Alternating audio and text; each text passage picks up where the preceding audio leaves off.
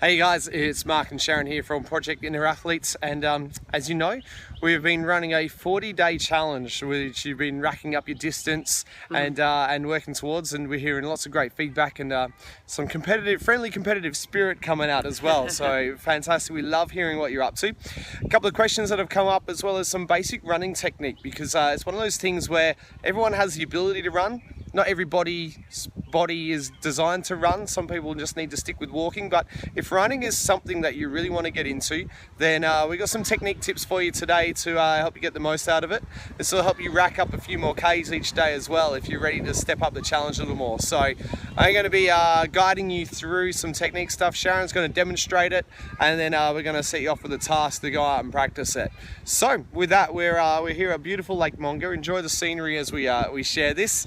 And Sharon's going to start by showing you a little bit of a body position. So bear with us while we flip the camera up. All right, so we found a tree here. Where are we going? And what we want to show you here is this running position. So a big part of this is your center of balance. Your center of balance needs to be forward of where it is stationary.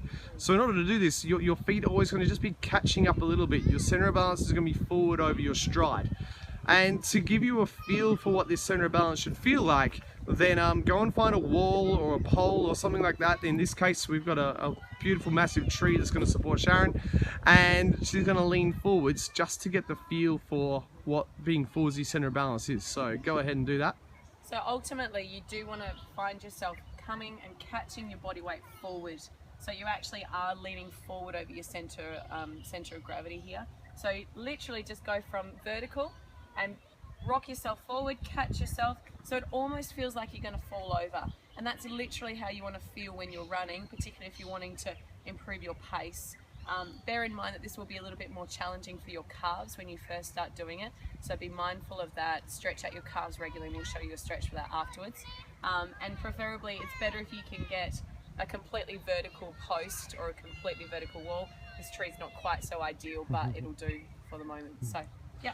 Cool, and as you do this, you'll just get a little bit of a feel for where is the center of balance and where does your momentum naturally want to carry forwards. And the faster you run, the more you'll need to lean forwards. The slower you run, the more vertical you need to be. Equally, if you want to get faster, lean forwards more.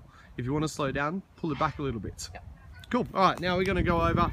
Sharon set out a couple of cones. She's going to do her own workout after we've done this little video. So way up in distance, you won't be able to see on the camera. She's used her GPS. You can also stride it out for 100-meter distance. So we're going to show you some technique from here. So starting off, Sharon's going to jog forwards. She's going to have her body leaning forwards just a little, but a big part of this is making sure we get this nice high knee movement. So off you go, Sharon. So knees up, leaning forwards and onto the balls of your feet. Now with this,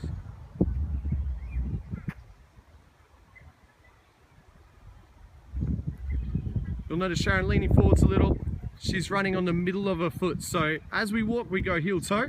As we start to jog, we want to run through the middle of the foot onto the ball of the foot. And if you start sprinting, it's all on the ball of the foot. So start to get a feel for that. If you run like you walk, heel toe all the way through, it will limit how fast you can actually run. Cool. Now, the next thing you'll notice with Sharon's running is she's got her chest up. Even though she's leaning forwards, her chest is tall. You want to keep that neutral spine all the way through so she's catching that balance. And just a casual movement with the shoulders. Keep your shoulders back, your chest tall. This will save some shoulder stress as well.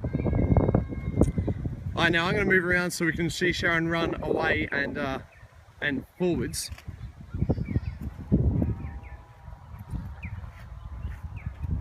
So what we're looking at from behind and in front is she's going to have this nice straight hip, knee, heel alignment as well. A little bit of a sway with the body side to side. We want to track forwards and we want to make sure our toes are pointing dead ahead. One of the biggest challenges that most runners have is their feet point outwards a fraction. We call this the duck foot. So there's some exercises. If you find that this is a challenge, please message us or let us know on our Facebook page from Project Inner Athlete, and we'll give you some pointers about what you need to stretch and strengthen in order to do this. So there you have it. There's the fundamentals of your running technique. Some additional techniques you can start to do is some high knee running. So some extra drills, and we may add these another. I'll talk while Sharon catches her breath. Is running with the high knees to get the feel of the elevation and the spring in your step, and also heel flicks are also a nice. So flicking your feet up behind, kicking your butt as you run, they're just to get the feel of the propulsion, and just running on the toes is the third drill that you can also do to help do that. Should we do those? Now, yeah, let's do that. Cool. So here comes the high knee run. All right, off you go, Sharon. It's going to feel like you're pretty much running on the spot, but this will give you a feeling of the movement, and this will help you improve your stride distance. If you need to extend out a little more, this will give you that feeling, and it'll also give you the feeling a little propulsion upwards. All right, next Sharon's going to show you the heel flick running. Now what this does, this is a little bit more calf conditioning, gives you the idea of that ankle drive and how that feels moving forwards. And once you've done this a couple of times, this is what we call priming. You're priming your running patterns, ready to then do a normal run. And everything should move nicely. Now there's one more, which is the third drill that I mentioned, which is just on the toes. So lots of high knee, just toe running on the toes. Tiptoes, tiptoes, tiptoes. Sharon ran way too far for me to be able to hear me. Just on the toes, da, da, da, da, da.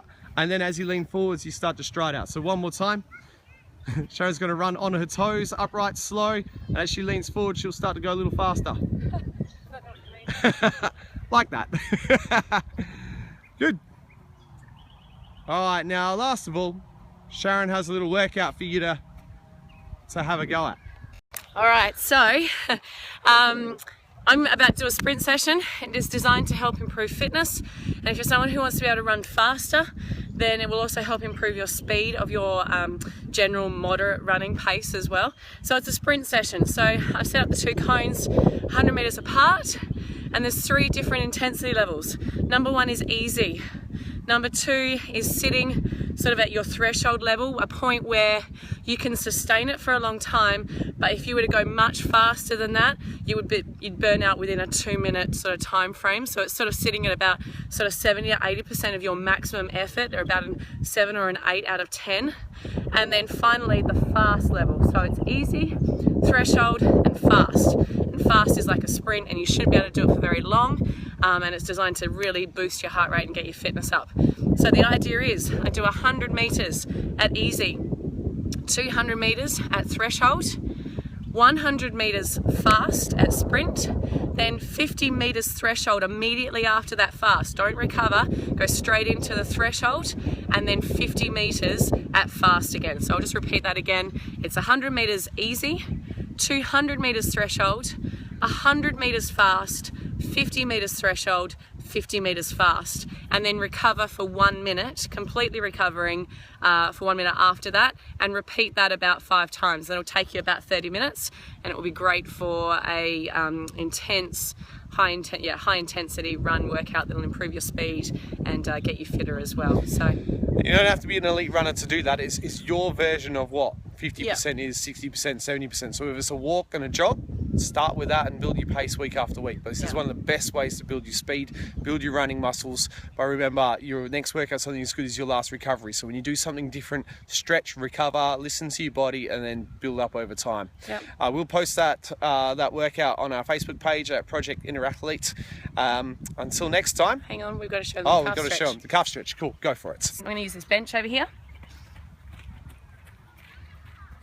Alright, so this is the calf stretch. Any sprint work is quite intensive on the calves.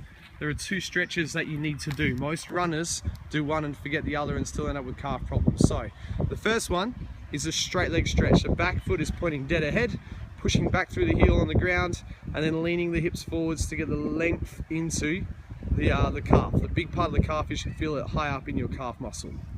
Then the second one is a bent knee calf stretch, lifting the heel off the ground, pushing the knee into the ground. So the bent knee, pushing the heel back in towards the ground.